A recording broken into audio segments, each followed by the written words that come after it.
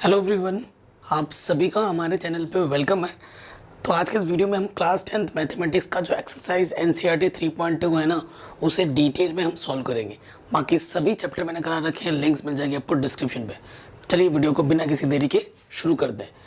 तो देखो, इस वीडियो को स्टार्ट करने से पहले, क्योंकि अभी तो 2 क्वेश्चन आपको ग्राफ के मिलेंगे, लेकिन जो क्वेश्चन मेनली आएंगे ना आगे, वो क्वेश्चन किस टाइप पे होंगे? 3 केस हैं। अगर आपके पास पेयर ऑफ लीनियर इक्वेशन कुछ इस तरीके से है, पेयर ऑफ लीनियर इक्वेशन, हम मान लेते हैं कि हमारे पास 2 पेयर ऑफ लीनियर इक्वेशन इस तरीके से है, a1x, ठीक है, b1y plus c1 equal to 0, and दूसरा है a2x b2y plus c2 equal to 0। अगर ऐसे 2 पेयर ऑफ लीनियर इक्वेशन आपके पास होंगे, तो ये जो a1 है x का कोफिशिएंट, b1 y का कोफिशिएंट, c1 को कांस्टेंट टर्म होता है, a2 b2 c2, ठीक है। ये कहाँ से बिलोंग करते हैं? Where a1, b1, c1 and a2, b2, c2 belongs to r, real number से बिलोंग्स करते हैं, ठीक है। अभी क्वेश्चंस करेंगे, आपको आइडिया लग जाएगा कि कैसे कैसे करते हैं। देखो, पहला केस क्या है? If a1 upon a2 not equal to होता है b1 अपॉन b2, तो ग्राफिकली क्या प्रेजेंट करता है? एक इंटरसेक्टिंग लाइन को। किसको प्रेजेंट करता है? इंटरसेक्टिंग लाइन, ठीक है, इंटरसेक्टिंग लाइन को प्रेजेंट करता है। तो जितना पॉइंट पे कट करता है ना बच्चा, उतने सोल्यूशन एग्जिस्ट करते हैं। यहाँ पर इसने कितने पॉइंट पे कट किया? एक ही पॉइंट पे, तो ओनली वन सोल्यूशन, जिसे यूनिक सोल्यूशन भी बोलते हैं। क्या बोलते हैं? यूनिक सोल्यूशन भी बोलते हैं, ठीक है। जब सोल्यूशन एग्जिस्ट कर रहा है, ठीक है, जब सोल्यूशन एग्जिस्ट करेगा तो सिस्टम जो होता है हमारा कंसिस्टेंट होता है, तो इसे क्या बोला जाता है? कंसिस्टेंट। ये ध्यान रखिएगा। तो एक ही चीज, एक केस में जो चीजें हमें चाहिए होंगी वो मैंने लिख दी। Case 2, if a1 upon a2 is equals to b1 upon b2 is equals to c1 upon c2, अगर तीनों रेशियो अगर आपस में इक्वल है तो क्या होता है ना, एक लाइन ऐसे गई, इसी के ऊपर से दूसरी लाइन भी जाएगी, इसी के ऊपर से, यानी कि एक लाइन गई, दूसरी लाइन के ऊपर दूसरी भी चलेगी उसी के ऊपर। तो उस लाइन पर जब दूसरी लाइन बैठ गई तो वो इनफाइनाइट पॉइंट पे टच कर रही है। ऐसे इसको क्या बोलते हैं? Coincident lines. और इसमें क्या होता है ना, इनफाइनाइट पॉइंट पे टच कर रहा है, तो इनफाइनाइट सोल्यूशन होता है इसमें, इनफाइनाइट सोल्यूशन। जब इनफाइनाइट सोल्यूशन एग्जिस्ट करना चाहिए, अगर सोल्यूशन एग्जिस्ट कर रहा है तो सिस्टम क्या होगा? कंसिस्टेंट। इट इज क्या? कंसिस्टेंट। तो ये हमारा केस सेकंड हो गया। अब केस थर्ड देख लीजिए। केस थर्ड क्या होता है? If a1 upon a2 is equal to b1 upon b2 but not equal to c1 upon c2, ठीक है। तब क्या होता है ना बच्चों? तब होता है पैरेलल लाइंस। 2 पैरेलल लाइंस कभी भी आपस में इंटरसेक्ट नहीं करेंगी, और जब इंटरसेक्टिंग पॉइंट्स ही नहीं मिलेगा तो हमें सोल्यूशन ही नहीं मिलेगा। तो ये किस चीज़ को प्रेजेंट करते हैं ग्राफिकली? पैरेलल लाइंस को। और पैरेलल लाइंस क्या होता है? No solution. अब जब भैया सोल्यूशन ही एग्जिस्ट नहीं है तो ये क्या होता है? इनकंसिस्टेंट, ठीक है। सो ये 3 केस आपको देखने को मिलेंगे आगे के क्वेश्चंस में। आई होप आपको ये समझ में आया होगा। आप इसका स्क्रीनशॉट ले सकते हैं, कॉपी में ज़रूर लिख लीजिएगा। ये आपके एनसीईआरटी में भी दिया हुआ है, ठीक है, पेजेस के पीछे। तो ये तीनों केसेस हमने सीख लिए, अब सारी चीज़ें हमारे लिए आसान हो जाएगी। मैंने आपको एक सेपरेट वीडियो में ग्राफ खींचना सिखा रखा था कि ग्राफ की मदद से कैसे सोल्यूशन पता करते हैं, कैसे कैसे किया जाता है, क्योंकि ग्राफ खींचना हमने क्लास 9 से ही सीख रखा है, और मैंने उस पर सेपरेट वीडियो भी बना रखी है। अगर नहीं देखा है, लिंक्स में डाल दूंगा डिस्क्रिप्शन में, जाकर देख लेना, ठीक है। क्योंकि क्यों बोल रहा हूँ? क्योंकि इसमें ज़रूरत पड़ेगी। चलिए देखते हैं। हाँ, पहला क्वेश्चन क्या बोल रहे हैं? Question 1, form the pair of linear equation. आपको पेयर ऑफ लीनियर इक्वेशन बनाना है in the following problems and find the solution graphically. Graph की मदद से सॉल्यूशन फाइंड करना है, ठीक है। मेरे पास डिजिटल बोर्ड पे ग्राफ तो है नहीं और प्रॉपर सॉल्यूशन नहीं है, लेकिन कैसे करना है वो मैं दिखा दूंगा। लेकिन जो पॉइंट्स आएंगे उनको आप खुद ग्राफ पेपर में लिख के बैठना, तभी आपको एग्जैक्टली सॉल्यूशन मिलेगा, ठीक है। पहले मैं वीडियोस पेपर में पेन पेपर की मदद से पढ़ा चुका हूँ, पूरा सिलेबस कंप्लीट है।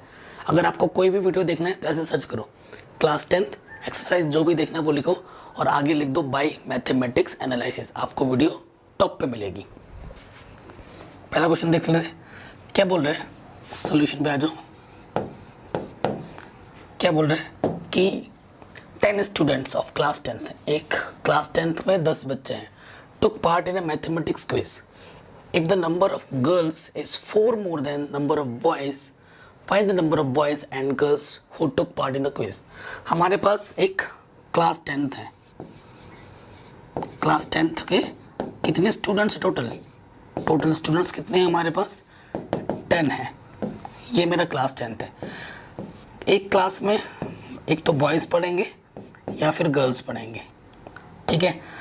मान लेते हैं लेट नंबर ऑफ बॉयज, वो हमने क्या मान लिया x, and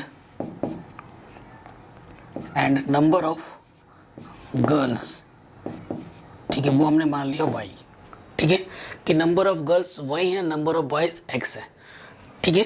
according to question, since total student कितने हैं, टोटल स्टूडेंट हमारे पास 10 है ना। अगर टोटल स्टूडेंट हमारे पास 10 है, यानी कि बॉयज़ प्लस गर्ल किसके इक्वल होगा, 10 के होगा। पहला इक्वेशन आपको मिल गया। अगेन अकॉर्डिंग टू क्वेश्चन,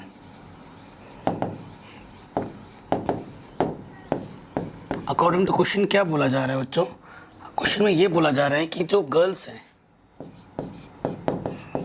हैं वो बॉयज़ से कितने ज़्यादा हैं, 4 ज़्यादा है। तो गर्ल्स में ऐड नहीं करना है। मेरे पास 3 रुपये है, उसके पास 5 रुपये, उसके पास कितने रुपये ज़्यादा है, 2 रुपये ज़्यादा है। अगर इक्वल सिंबल लगाना है तो जिधर कम है उधर जोड़ना पड़ेगा 2। तो बॉयज़ स्टार कम है तो बॉयज़ में जो +4 करोगे तभी इक्वल बनेगा, ठीक है। सो यहाँ से हम लगा देंगे, गर्ल्स को हमने y बोला है, बॉयज़ को हमने x बोला है, ठीक है। ये दूसरी इक्वेशन बन गई। अब आपको क्या निकालना, पॉइंट्स निकालने हैं, क्योंकि ग्राफ की अगर एक इक्वेशन को प्रेजेंट करना है, क्योंकि x की डिग्री y की डिग्री 1 1 है, डिग्री समझते हैं ना, 1 1 है। जब डिग्री 1 होता है तो किस चीज़ को रिप्रेजेंट करता है, मैंने बताया था स्टार्टिंग में इंट्रोडक्शन वीडियो में, स्ट्रेट लाइन को। और एक स्ट्रेट लाइन खींचने के लिए आपको एटलीस्ट 2 पॉइंट चाहिए होते हैं। तो यानी कि इसका सीधा मतलब है, अगर एक स्ट्रेट लाइन मुझे खींचनी है तो मुझे कम से कम 2 पॉइंट्स निकालने पड़ेंगे, ठीक है। चलिए फ्रॉम फर्स्ट, पहले वाले से देखो, हमारे पास इक्वेशन क्या है, x + y = 10। आई होप सबको निकालना आता होगा इस तरीके से, यहाँ x यहाँ y, ठीक है। देखिए अगर मैं x की जगह पर 0 रखूँगा तो y की वैल्यू 10 आ जाएगी। अगर मैं y की जगह पर 0 रखूँगा तो x की वैल्यू 10 आ जाएगी। तो मेरे पास एक पॉइंट P मिला, एक पॉइंट Q मिल गया। P वाला जो पॉइंट है वो 0,10 है और जो Q वाला पॉइंट है वो 10,0 है। 2 पॉइंट्स निकल गए फट से। इस तरीके से आता है ना, एक बार x के प्लेस पर 0 रखा तो y 10, एक बार y के प्लेस पर 0 रखा तो x 10। Again from second equation, यहाँ से देख लीजिए। सेकेंड इक्वेशन को हम लिखते हैं, y क्या है, x + 4, ठीक है। 2 ही पॉइंट निकालो। देखो x के प्लेस पे अगर 0 रखोगे तो y की वैल्यू 4 आ जाएगी। p की इस पॉइंट को हमने r मान लिया, इस पॉइंट को s, ठीक है। और y के प्लेस पे अगर 0 रखोगे, y के प्लेस पे अगर 0 रखोगे तो ये प्लस का बोल रहा था कि माइनस का हो जाएगा। तो ये पॉइंट आ गया 0,4 -4,0। दोनों से मैंने 2-2 पॉइंट निकाल लिए, है ना। अब इन पॉइंट्स को ड्रॉ करना है कहाँ पर, ग्राफ पेपर में। अब बेटा यहाँ से थोड़ा आप खुद भी कर लेना, क्योंकि मेरे पास ग्राफ नहीं है ना, मैं आपको बस समझा सकता हूँ कि कैसे क्या करना है। ये वाई एक्सिस है, ये एक्स सॉरी ये वाई, ये वाई डैश, ये एक्स डैश, ये मेरा ओरिजिन है ना। मैं क्या करता हूँ, 2-2 का डिफरेंस लेता हूँ, 1 2 4 6 8 10, तो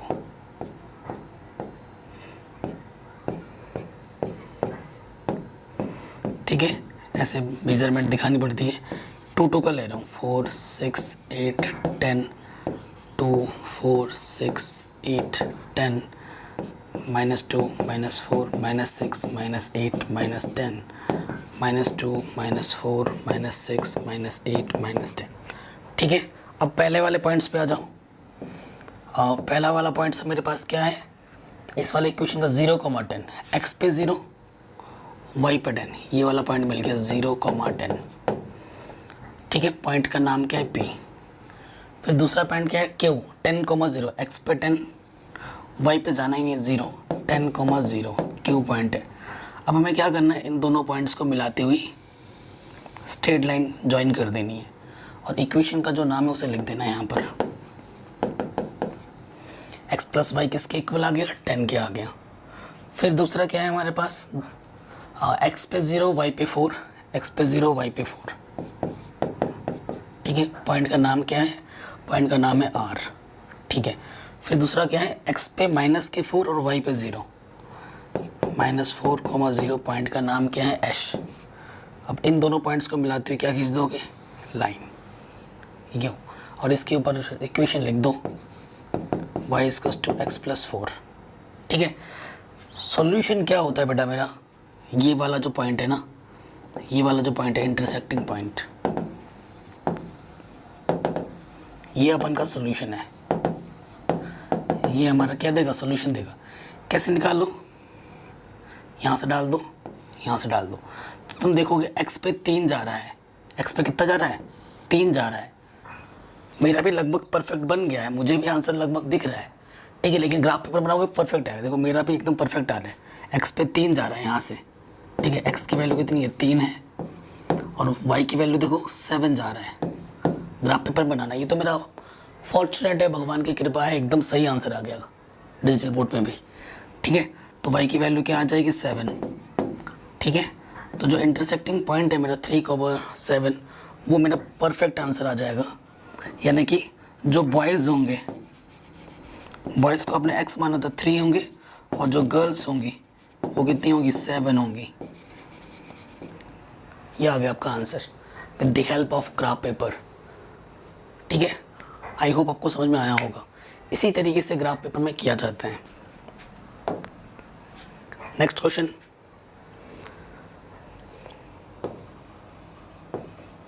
कह रहे हैं 5 pencil and 7 pens together cost ₹50, whereas 7 pencils and 5 pens together cost ₹46. Find the cost of 1 pencil and that of 1 pen. With the help of graph paper ही आपको निकालना है। ठीक है, सो देखो हमारे पास एक पेंसिल है, late price of 1 pencil X rupees, है ना, एंड प्राइस ऑफ 1 पेन, वो मैंने मान लिया Y रुपीस। ठीक है, देखो एक टॉफ़ी की कीमत अगर ₹2 है तो 4 टॉफ़ी की कीमत कितनी होगी, ₹8। 2 × 4 कर देते हो, है ना, ध्यान रखना इन चीज़ों का, यहाँ पर ज़रूरत पड़ेगी। According to first condition,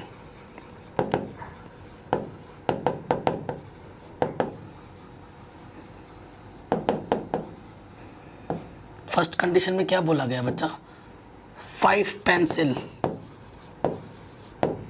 plus 7 pens, इन दोनों की टोटल कीमत कितनी है, ₹50 है। ठीक है, सो देखिए आप, एक पेंसिल की कीमत X रुपीज़ है तो 5 पेंसिल की कीमत 5X, एक पेन की कीमत Y रुपये तो 7 पेन की कीमत 7Y। इनका टोटल प्राइस, टोटल के लिए प्लस लगता है, ₹50 है। ठीक है, अकॉर्डिंग टू सेकंड कंडीशन।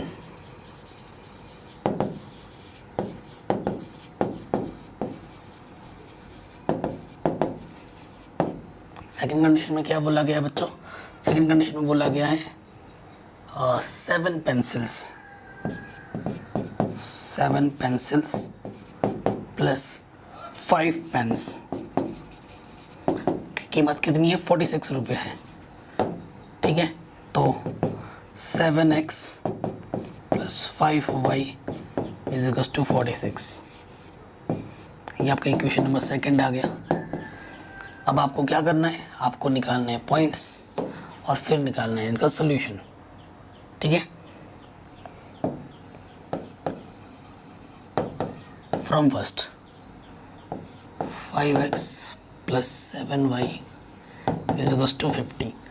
देखो x और y तो आप कुछ भी लेट कर सकते हो, एनीथिंग कुछ भी लेट कर लो, बट कोशिश करनी है कि ऑलवेज इंटीजर की फॉर्म में आना आपका x और y आए। इंटीजर की फॉर्म में आने से आपका परफेक्ट सोल्यूशन आता है। ठीक है, अगर आप पॉइंट्स की फॉर्म में निकालोगे, फ्रैक्शन की फॉर्म में निकालोगे तो हो जाएगा, बट क्या परफेक्ट आएगा, आ पाएगा आंसर? थोड़ा सा मुश्किल है, बट आसपास ज़रूर आ जाएगा, लेकिन पूरा परफेक्ट नहीं आ पाता है। पूरा परफेक्ट आने के लिए आपको कोशिश करनी है कि x और y आपके इंटीजर की फॉर्म में ही आए। ओके बच्चों, तो लेट कुछ भी लेट कर सकते हैं। y को 0 लेट कर लेता हूँ मैं। 0 इंटू 7 0 हो जाएगा, तो x की वैल्यू कितनी आ गई? 10। सो मेरा जो पहला पॉइंट है P, पहले x आता है फिर y आता है, 10,0 हो जाएगा। नेक्स्ट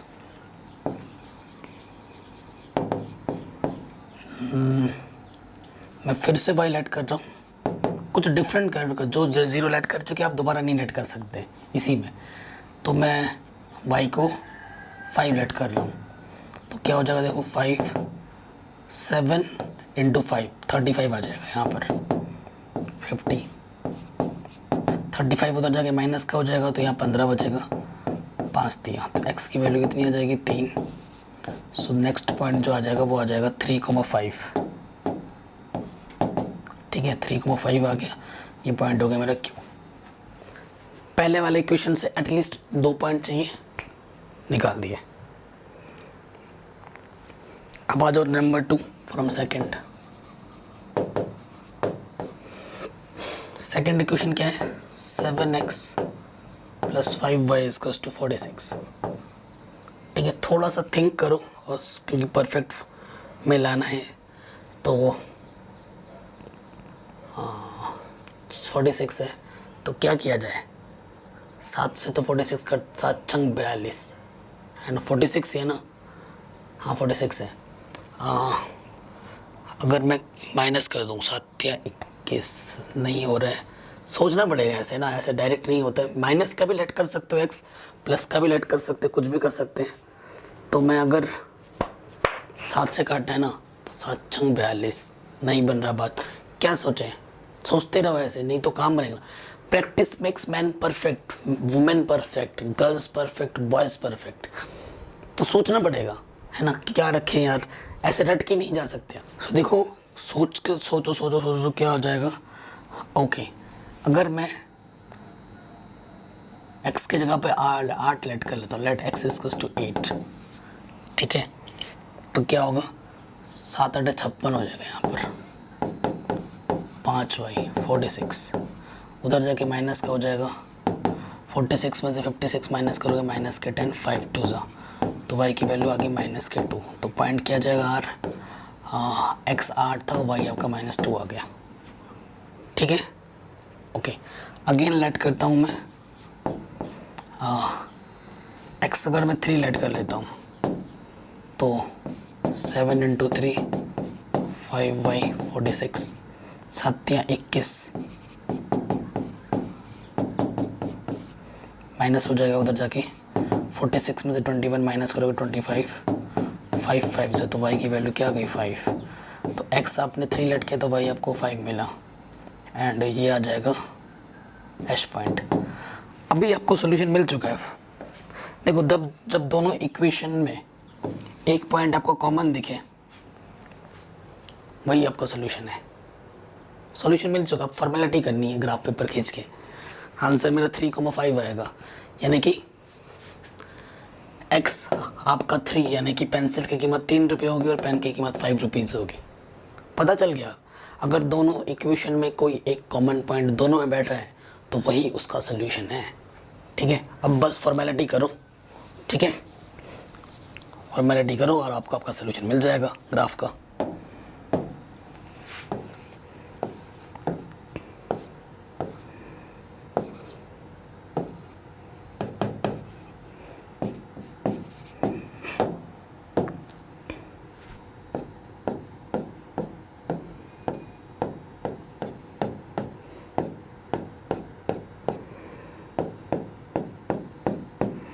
ठीक है, दो दो कर रहे हैं, 2 4 6 8,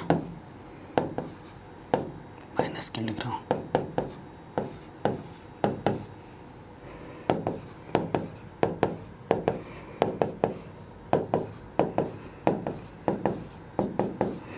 ठीक है, अब पॉइंट्स डोनेट करो। पॉइंट्स पहला क्या है मेरे पास, 10,0, एक्स पे 10, वाई पे 0। ये मेरा पहला पॉइंट आ गया 10,0। ठीक है, दूसरा पॉइंट क्या, 3,5, एक्स पे 3, वाई पे 5, यहाँ आ जाएगा।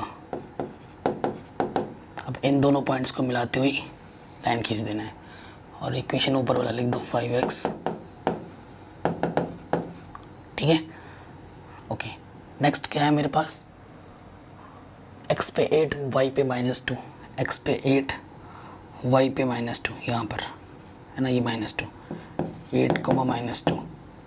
ठीक है, और दूसरा पॉइंट 3,5 वही है, ये वाला पॉइंट। तो इसको मैच करते हुए लाइन खींच दोगे और इसका इक्वेशन क्या है वो लिख दो। इक्वेशन क्या है, 7x + 5y = 46। ये इंटरसेक्टिंग पॉइंट है, ये आपका सोल्यूशन आ जाएगा।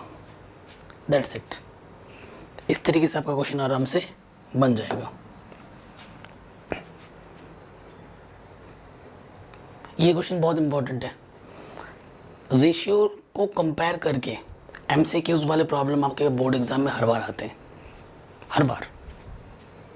क्वेश्चन नंबर 2 उसी पर है, on comparing the ratio A1/A2, B1/B2, C1/C2, find out whether the lines representing the following pairs of linear equation intersect at a point are parallel, coincident। क्या होगा वो आपको बताना है। सो देखो, यहाँ से ये मेरा पहला इक्वेशन है।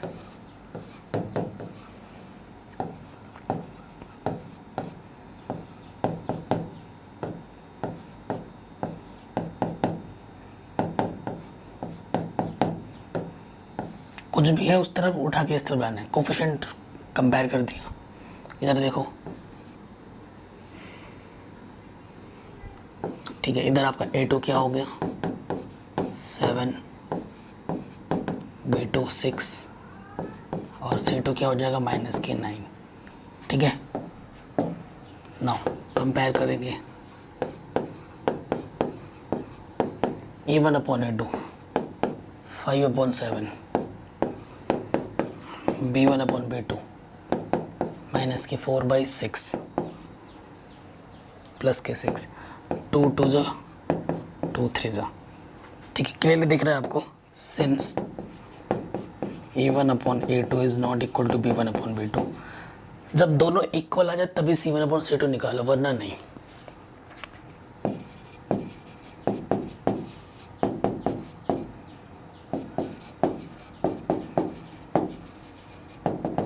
ठीक, किस चीज़ को रिप्रेजेंट कर रहे हैं, इंटरसेक्टिंग लाइंस को।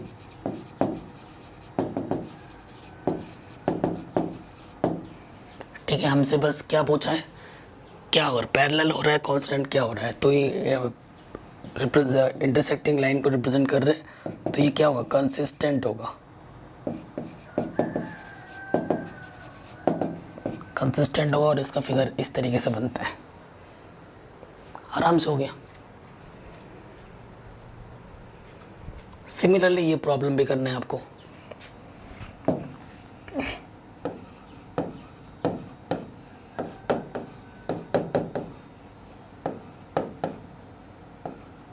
मैं डायरेक्ट कर रहा हूँ। A1 है 9, A2 है 18, 9 1 9, 9 2 18, B1 है 3, B2 है 6, 3 1 3, 3 2 12, 24, तीनों रेशियो इक्वल है।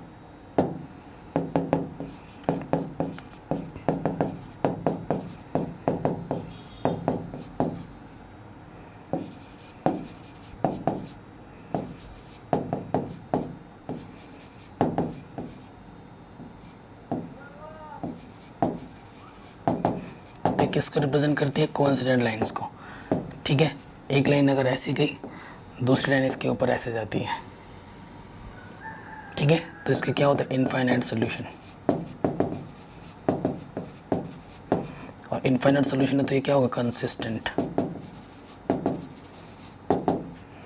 जितना हमसे पूछ रहे हैं मैं उससे ज़्यादा बता रहा हूँ, सारा कुछ जो हो सकता है सब बता रहा हूँ, है कि नहीं? आ रहा होगा आपको समझ में। नेक्स्ट वाला डायरेक्ट कर रहे हैं हम। 6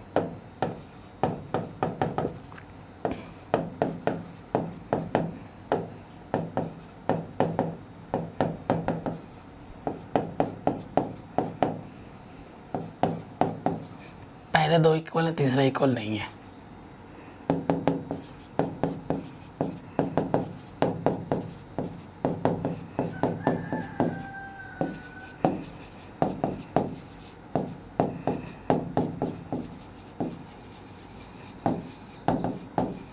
किसको रिप्रेजेंट करती है? ये पैरेलल लाइंस को।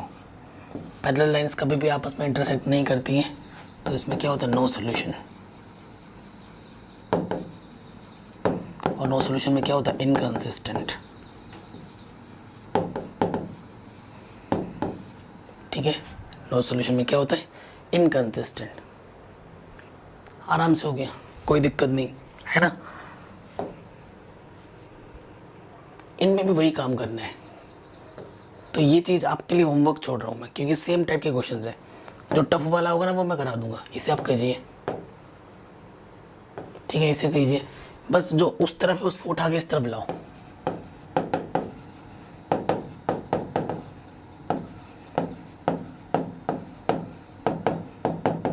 जो भी होगा उसको उठा के इस तरफ लाओ और फिर कंपैरिजन कर लो।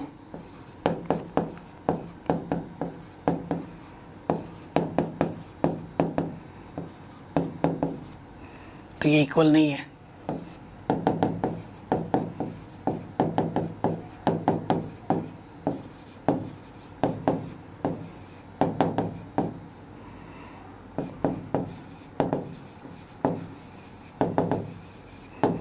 इस केस में क्या होता है? इंटरसेक्टिंग लाइंस होती हैं। इंटरसेक्टिंग लाइन होती है एक, तो यूनिक सोल्यूशन होता है। अब जब सोल्यूशन एग्जिस्ट है तो कंसिस्टेंट होगा। क्या होगा? कंसिस्टेंट। इस तरीके से आपको करना है हर एक क्वेश्चंस को।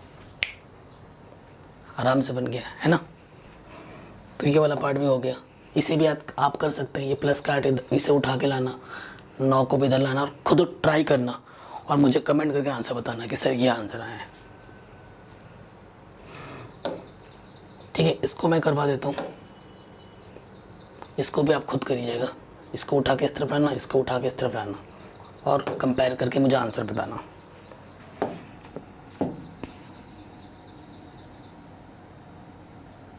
यहाँ क्या कुछ लिखा हुआ है? थोड़ा सा मिस्टेक है बच्चों, क्वेश्चन में मैं बुक से देख लेता हूँ। थर्ड क्वेश्चन है ना, थोड़ा सा मिस्टेक है थर्ड का।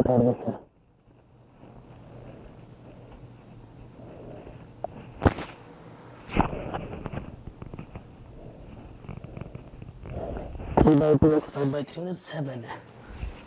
ठीक है, यहाँ पर 7 है। ओके,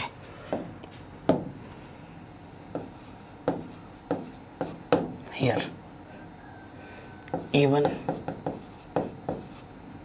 3/2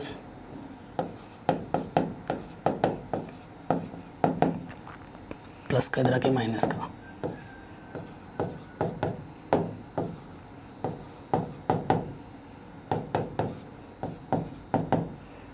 इधर आके माइनस का,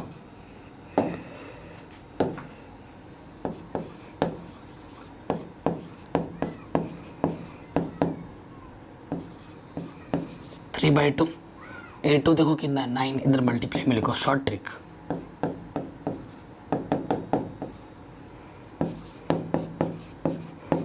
B1 कितना है 5/3, B2 कितना है -10, यहाँ लिख दो, 3 2 -6। ये प्लस का ही माइनस का इक्वल ही नहीं है,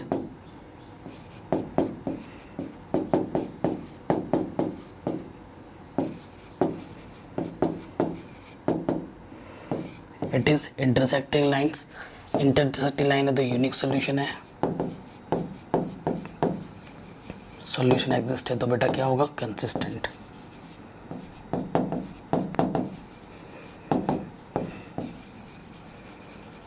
ठीक है, इस तरीके से आपको करना है। तो ये क्वेश्चन भी हमारा आराम से बन गया, इसे आप होमवर्क करेंगे, इसे भी आप होमवर्क करेंगे। ठीक है, इजी प्रॉब्लम है, क्योंकि जो क्वेश्चन रिपीट कर रहे हैं उनको करके क्या फ़ायदा, जो रिपीट करके उनको क्या फ़ायदा है ना। तो थोड़े बहुत क्वेश्चन मिलते जुलते मैं आपको दे रहा हूँ, ताकि उससे आपकी प्रैक्टिस भी हो जाएगी और यहाँ आपका टाइम भी बच जाएगा। और जब क्वेश्चन खुद से बनने लगते हैं ना, एक कॉन्फिडेंस निखर के आता है अंदर से, और वो आपको ना बूस्ट करता है इस सब्जेक्ट में, और कमांड आपकी स्ट्रांग हो जाती है, उस टॉपिक पे स्ट्रांग हो जाती है, अगर उसी टॉपिक के क्वेश्चन आप खुद करने लगते हो तो। ये क्वेश्चन क्या बोल रहा है, which of the following pair of linear equations are consistent inconsistent, if consistent find the solution graphically. अगर कंसिस्टेंट है तो उसका सोल्यूशन आपको ग्राफिकली फाइंड करना है। ठीक है, चलिए शुरू करते हैं।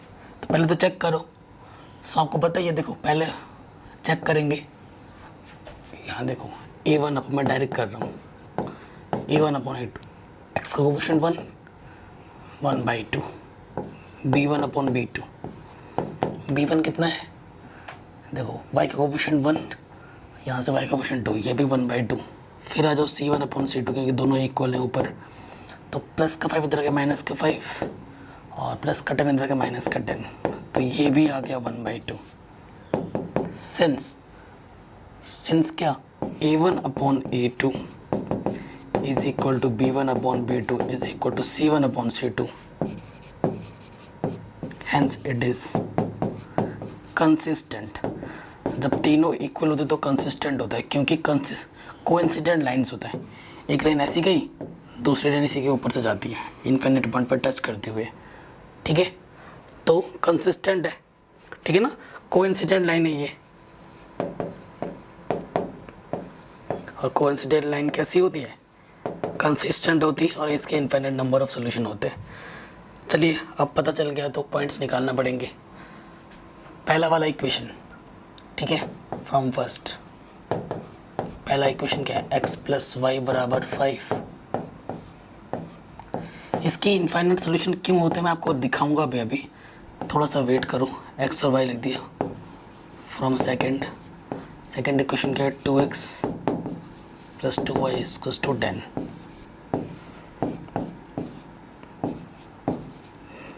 ठीक है, अब देखो, अगर x की जगह 0 मानेंगे तो y की वैल्यू 5, y की जगह 0 मानेंगे तो x की वैल्यू 5, ये p ये q, तो p की वैल्यू 0,5 और q की वैल्यू 5,0। ठीक है, अब आप खुद देखिए, अगर x के जगह पे आप 0 मानोगे यहाँ पर तो 2y आ जाएगा, 2y 10, 2 5 जा, और y की जगह पे 0 मानोगे तो ये 0 हो जाएगा, 2x = 10 आएगा, 2 5 जा। ठीक है, ये r पॉइंट, ये h पॉइंट। अब आप खुद देखिए, है ना, खुद देखिए आप, 1 2 3 4 5, 1 2 3 4 5, x dash x, y dash. ठीक है, सो यहाँ से हमारा क्या है, 0 होता है ओरिजिन, 1 2 3 4 5। पहला पॉइंट मेरा क्या है, पहला पॉइंट मेरा है पहले वाला इक्वेशन 0,5, x पे 0 y पे 5, और दूसरा पॉइंट क्या है, x पे 5 y पे 0। ये मेरा है क्या, x + y = 5 का। दूसरे में भी वही पॉइंट है, 0,5 और 5,0। दूसरा वाला भी वही है और इक्वेशन क्या है 2x + 2y = 10। तो इनकंसिस्टेंट है। कुल मिला के अगर देखा जाए ना तो एक ही होता है कि इसमें बस एक नंबर से ना दोनों तरफ गुणा कर दिया गया है। अगर आप देखें इस वाले इक्वेशन को अगर ढंग से देखें, इधर से 2 कॉमन निकालोगे, अभी 2 5 10, तो ये देखा जाए तो ये पहली वाली इक्वेशन ही बन गई, ये और ये सेम टू सेम हो गया। इसी वजह से ये एक ही लाइन दो बार दिखाया जा रहा है। इसी वजह से इसके इनफाइनाइट नंबर ऑफ सोल्यूशन होते हैं, क्योंकि एक लाइन के ऊपर दूसरी लाइन है, ठीक है, इसीलिए इसके इनफाइनाइट सोल्यूशन है। तो इसमें क्या हो जाएगा इनफाइनाइट सोल्यूशन।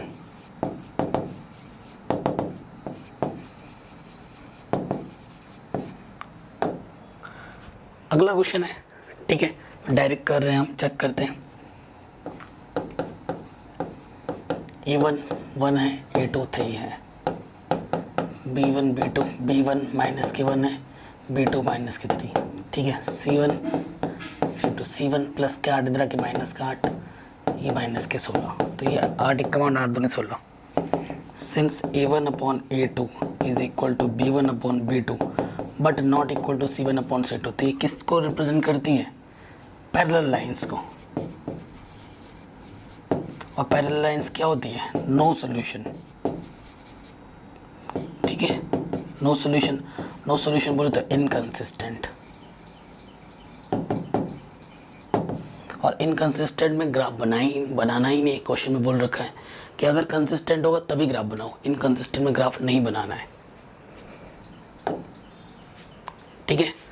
अब क्वेश्चन नंबर 3 इसमें भी चेक करो, तो इसमें जब आप चेक करोगे तो कंसिस्टेंट आएगा, ठीक है। ये वाला जो क्वेश्चन है आपका क्या आ जाएगा कंसिस्टेंट, हाँ कंसिस्टेंट आ जाएगा। तो इस इक्वेशन को कैसे लिख सकते हैं 2x, ये समीकरण नंबर 1, और ये हो सकता है 4x - 2y - 4 इधर के प्लस के 4, ये आपका समीकरण नंबर 2 1/2, ठीक है, ये कंसिस्टेंट हो जाएगा। अगर आपको बिलीव नहीं होता मैं निकाल के दिखा रहा हूँ। A1 कितना है 2, A2 कितना है 4, 2 1 × 2 2 × 4, B1 कितना है y का coefficient 1 -2, since A1/A2 is not equal to B1/B2, hence ये किस चीज़ को रिप्रेजेंट करती है इंटरसेक्टिंग लाइंस को, यूनिक सॉल्यूशन। और यूनिक सॉल्यूशन में क्या होता है, यूनिक सॉल्यूशन में होता है कंसिस्टेंट है तो सॉल्यूशन निकालो ग्राफ की मदद से, है ना। देखिए फ्रॉम फर्स्ट, पहला वाला इक्वेशन है, सिंपल इक्वेशन में ऐसे डेटा लगा के फटाफट कर लो, है ना। यहाँ x यहाँ y, x की जगह पे 0 रखोगे तो y की वैल्यू 6 है, y की जगह पे 0 रखोगे 2x = 6 आ जाएगा, 2 3 = 6,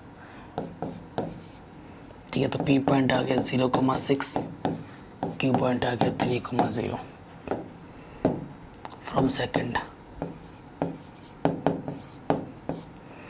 ठीक है। सेकंड इक्वेशन क्या है हमारे पास 4x - 2y = 4,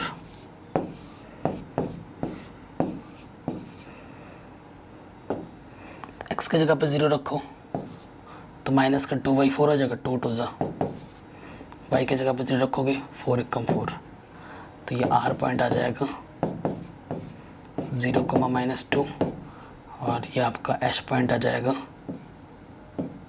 1,0। अब ग्राफ खींचो,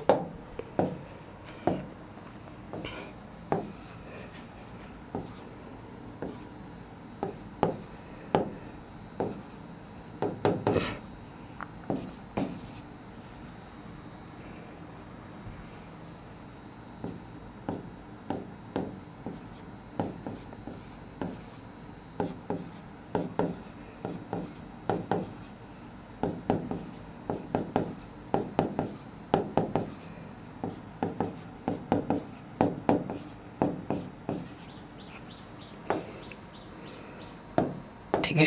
तो पहला पॉइंट मेरे पास क्या था 0,6, एक्स पे 0 वाई पे 6। दूसरा पॉइंट 3,0 है, एक्स पे 3 वाई पे 0। ये इन दोनों को मिलाते हुए रेखा खींच दो। ठीक है, इक्वेशन क्या है लिख दो।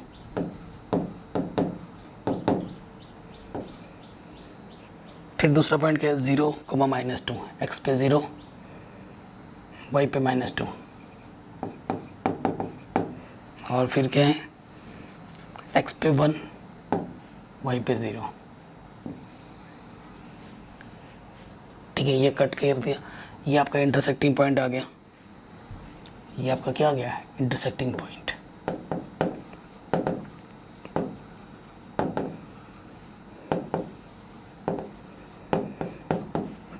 ठीक है, इंटरसेक्टिंग पॉइंट आप देख लोगे तो ये आई थिंक एक्स पे भी 2 कट रहा होगा और वाई पे भी 2 कट रहा होगा, देख लेना।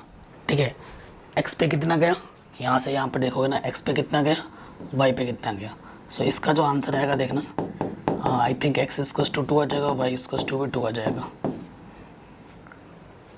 ठीक है, आराम से बन जाएगा ये क्वेश्चन। मैंने इतने सारे ग्राफ के क्वेश्चंस कर लिए, एक क्वेश्चन आप खुद भी कीजिए, है ना। ये कंसिस्टेंट होगा, होमवर्क दे रहा हूँ, ये कंसिस्टेंट होगा। और इसका जो सोल्यूशन आएगा ग्राफिकली, इसका सोल्यूशन आएगा एक्स की वैल्यू 16 और वाई की वैल्यू 20। इसे आपको खुद बनाना है ग्राफ पेपर में। अगर पॉइंट्स बड़े बड़े आए, है ना, जैसे देखो 20 आ रहा है ना, तो पता है कैसे करना, एक एक पॉइंट को 5 मान लेना, 5, 10, है ना, 15, 20 ऐसे करके मान लेना, या 4 करके मान लो, 4, 8, 12, 16 ऐसे करके मान लो। ज़्यादा पॉइंट्स बड़े होते हैं तो एक एक खाने को उतना हिसाब से डिवाइड कर लो। तो ये क्वेश्चन आपको खुद करना है, होमवर्क, और मुझे कमेंट करके बताना कि सर मेरा आंसर आया या नहीं आया, क्योंकि एग्ज़ाम में आपको खुद करना है। अगर आप वाकई में कुछ सीख रहे हो यहाँ से, तो एक आध क्वेश्चन तो बनाना पड़ेगा आपको, बनाओ उसको। ठीक है ना, तो ये क्वेश्चन मैं होमवर्क छोड़ रहा हूँ ग्राफ के लिए। अभी एक भी क्वेश्चन मैंने ग्राफ का नहीं दिया था, जिससे खुद करो। ठीक है, अभी एक ग्राफ का मोस्ट इंपॉर्टेंट क्वेश्चन आ रहा है, जो CBSE लगभग हर साल पूछती है। बने रहिए, उसको भी हम करेंगे।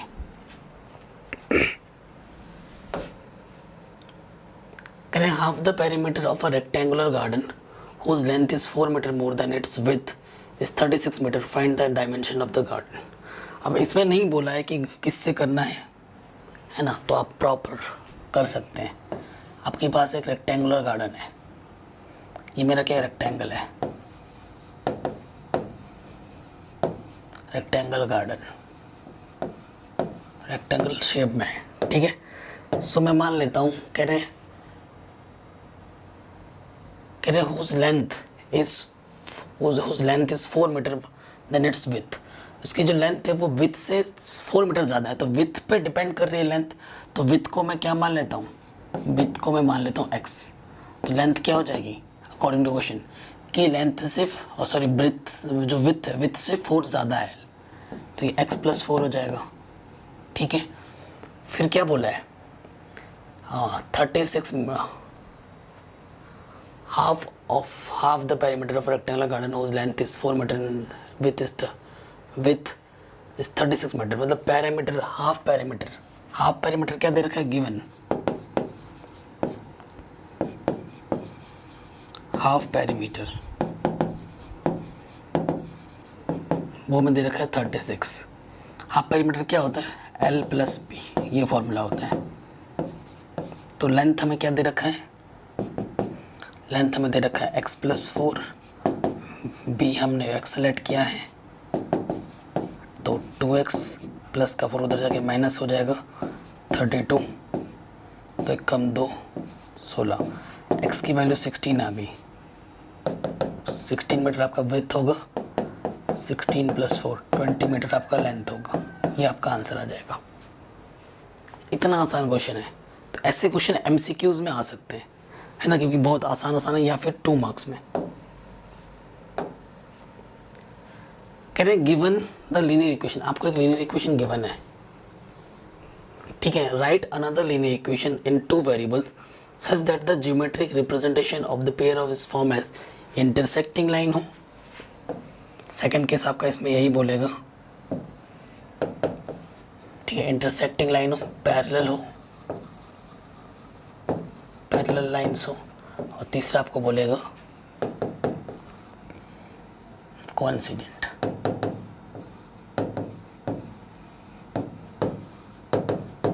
देखो एक लाइन आपको ऑलरेडी गिवन है, इंटरसेक्टिंग लाइन का जो कंडीशन होती है वो क्या होती है, A1/A2 not equal to B1/B2।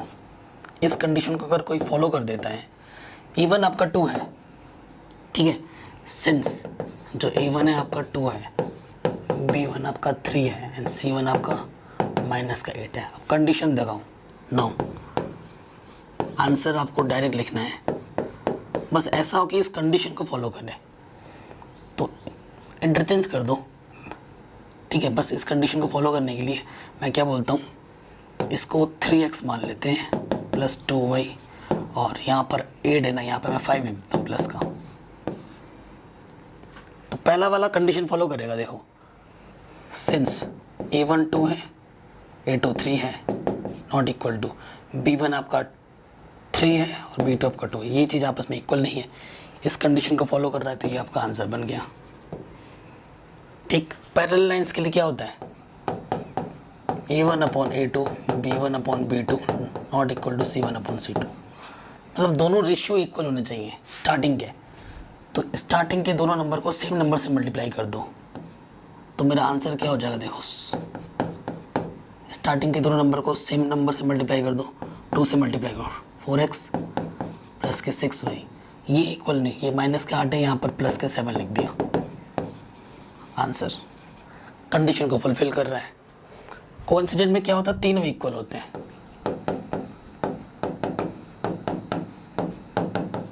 तीनों इक्वल होते हैं, मतलब एक नंबर लो, तीनों में मल्टीप्लाई कर दो, कोई सा भी वो नंबर ले लो, जैसे कि मैंने 5 ले लिया, 10x 5 15y 5 8 40, ठीक है, ये मेरा आंसर आ गया। तो ये ट्रिक है, ये कॉन्सेप्ट है, आराम से बन गया होगा, है ना, इस तरीके से आपको करना है।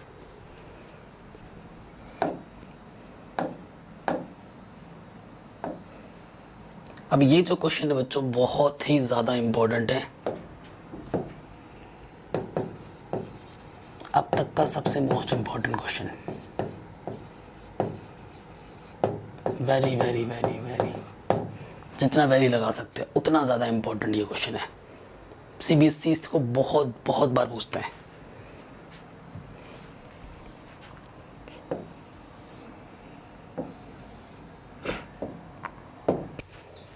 क्वेश्चन क्या बोल रहा है, draw the graphs of the equation, ये जो हमें इक्वेशन दे रखी है ये वाली, ठीक है, ये वाली 2 इक्वेशन है, इनके हमें ग्राफ ड्रॉ करना है। Determine the coordinates of the vertices of triangle, जो ट्रायंगल फॉर्म होगा उसका हमें कोऑर्डिनेट्स बताना है वर्टिसेस के।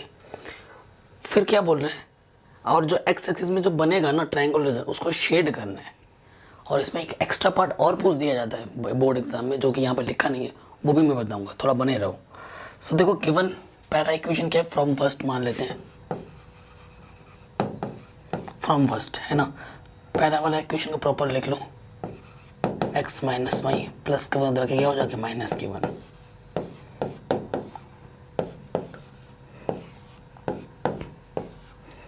ठीक। यहाँ पर x यहाँ पर y, x का अगर 0 मानोगे तो -y = -1 प्लस का 1 आ जाएगा, y इक्वल टू अगर 0 मानोगे तो x की वैल्यू -1, p तो जो p पॉइंट है वो है 0,1, जो q पॉइंट है वो है -1,0, ठीक है। फ्रॉम सेकंड इक्वेशन में आ जाओ, क्या है second equation, 3x plus 2y minus का 12 उस तरफ जाके क्या हो जाएगा प्लस के 12, ये मेरे सेकंड इक्वेशन है, ठीक है। x y, अगर आप x के जगह पे 0 मान रहे हैं तो 2y 2 6 12, अगर आप y के जगह पे 0 मान रहे तो 3x = 12, 3 चौके 12,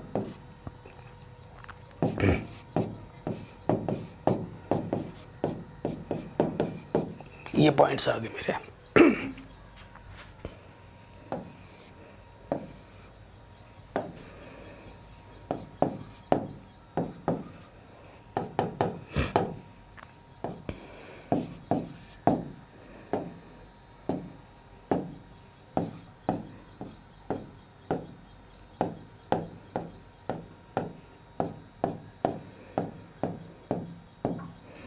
तो ये 2 2 मान लें, 2 4 6 8।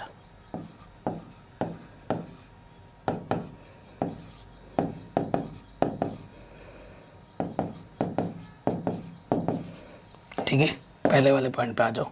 पहला पॉइंट क्या है, x पे 0 y पे 1, x पे 0 y पे 1, यहाँ आ जाएगा पॉइंट। और फिर क्या, -1 यहाँ और y पे 0, यहाँ पॉइंट आ जाएगा दूसरा।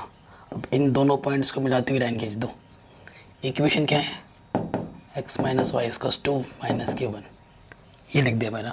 ठीक है, दूसरा पॉइंट क्या है, x पे 0 y पे 6, x पे 0 y पे 6, ये है।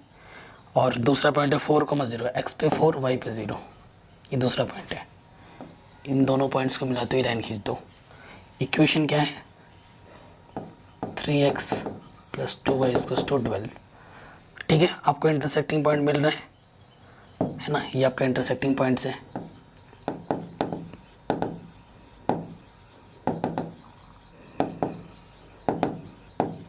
ठीक है, तो देखो निकालो इंटरसेक्टिंग पॉइंट। देखो जब प्रॉपर करोगे ना, मैं तो ग्राफ पे नहीं कर रहा हूँ, तो यहाँ से लेकर यहाँ तक x की वैल्यू आपको मिलेगी 2 और y की वैल्यू यहाँ पर जा रही होगी 3। ठीक है, ये वाला पॉइंट जो आ जाएगा वो आ जाएगा 2,3। ठीक है, ये वाला पॉइंट क्या आ जाएगा, 2,3। सो हमसे क्या बोला गया था, हमसे बोला गया था कि शेड करना है x एक्सिस पे बना हुआ ट्राइंगल, ये इस ट्राइंगल को हमें शेड करना है और वर्टिसेस भी बतानी है। तो ये वाला पॉइंट कितना आया था, -1,0, ये वाला पॉइंट क्या है 4,0 और ये 2,3। सो वर्टिसेस ऑफ ट्राइंगल वो हमें क्या मिल जाएगा, 2,3, 4,0 और -1,0। ये वर्टिसेस आ गए। ठीक है, जो आपसे पूछा गया था निकल गया। अब एक चीज़ और पूछ देता है एग्जाम में। ठीक है, एक चीज़ क्या पूछा था, और एरिया ऑफ ट्राइंगल फॉर्मूला क्या होता है, 1/2 बेस इंटू हाइट। ये फॉर्मूला तभी लगाते हैं जब हाइट हमारी परपेंडिकुलर होती है। तो देखो हाइट हमारी कितनी है परपेंडिकुलर, यहाँ से लेकर यहाँ तक, क्या ये y कितना है मेरे पास 3। तो जो मेरी हाइट है वो कितनी है 3 है। और जो मेरे बेस है, क्योंकि ये डिस्टेंस की बात हो रही है, इधर से यहाँ से लेकर 4 और यहाँ से लेकर 1, 5 हो जाएगी डिस्टेंस। सो आंसर आ जाएगा 5 दिया, 15/2 स्क्वायर यूनिट, जो भी यूनिट होगी उसका स्क्वायर। ठीक है, स्क्वायर यूनिट, ये आपका आंसर आ जाएगा। काफ़ी इंपॉर्टेंट क्वेश्चन है, काफ़ी बार बोर्ड एग्जाम में पूछा जाता है, बहुत बार पूछा जाता है, लगभग हर बार पूछा जाता है क्वेश्चन। आई होप आपको समझ में ज़रूर आया होगा। अगर ऐसा है तो इस वीडियो को हर जगह शेयर करें, डिस्क्रिप्शन ज़रूर चेक करें, प्लेलिस्ट ज़रूर चेक करें, और चैनल पर नए हो तो इसे सब्सक्राइब करके अपना प्यार और सपोर्ट ज़रूर दें, और नोटिफिकेशन बेल को ज़रूर प्रेस करें। अपना ख्याल रखें, पढ़ते रहें, क्योंकि बोर्ड एग्ज़ाम में हमें फोड़ना है। जय हिंद।